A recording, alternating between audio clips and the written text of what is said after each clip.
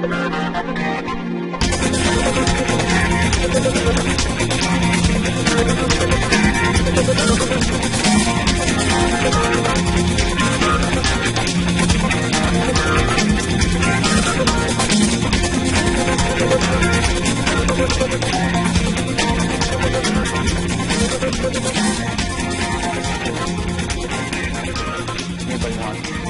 you want me to sign them, I'm glad to do that.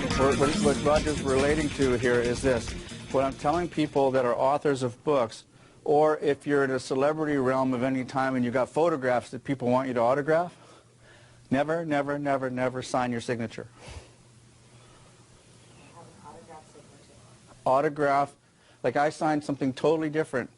You know, I'll sign it, hey, may you be the only you there is, and a kind of a, you know, out of my first name, you know, the George. And it's the way I sign the book. But not your checks, well. But not my, who writes checks anymore. But yeah, maybe, you know, mortgage documents or buying a car or whatever. You still sign stuff, right? There's always never an absence of a signature somewhere. It is not a legal document. Therefore, why does it require a legal signature?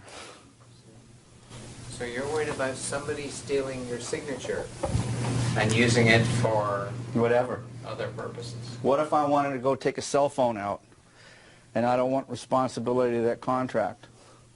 So I decide, hey, here's a signature I've mastered pretty good. I'm going to go in there and I'm going to rent this cell phone under Roger Killen's name. And I can perfectly well sign that. And if they say, well, check ID or whatever, and they come up across with a sample of your signature, it's going to match. A friend of mine's business was wiped out.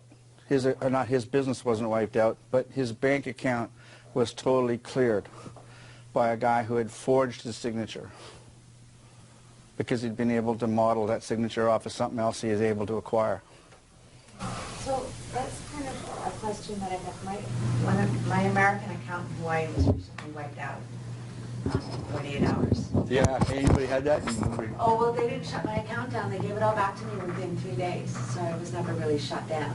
That's Okay. what I thought you meant, is that my finances were never stopped. That's why I Okay, didn't fair enough. That was my question. You're right. Okay. So my question to you now is, I'm a little bit paranoid. Do you believe that my other accounts are now vulnerable because one of them has somebody got into one of them? Because I have no idea how they did it. It was some guy in Seoul, Korea, and another guy in Russia. The two of them were tag teaming and at ATM machines. And If it's the guy in Russia that it could be, you need to lock down everything. There's one guy in Russia that's world known. He's the best there is. It said St. Petersburg, Russia on the ATM transactions, and the other one said Seoul, Korea ATM transactions. My suggestion, do you remember what I said to you about before about I'd rather lean on the side of caution? Absolutely. Okay, if you have any doubt, change your account numbers on your other accounts. And you can just go to the bank and say, look, I want to swap account numbers because I think there could be a possibility of a problem. And they will give you a new account. I might just do that. And just as What's this might nonsense? to other people, my son came up with this idea, and I thought it was really good, and it actually helped me in the end.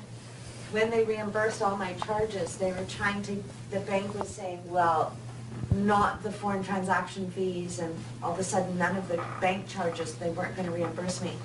As soon as I saw it happening, my son said, take a screenshot of your activity, and that can be your proof of it, because they can change your bank account.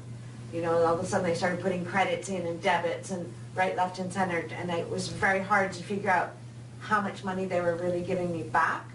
At the end of the day, it was the bank charges that they weren't, and the foreign transaction fees. Can I say something about that for a second? Yeah. Everybody assumes the bank is going to be responsible.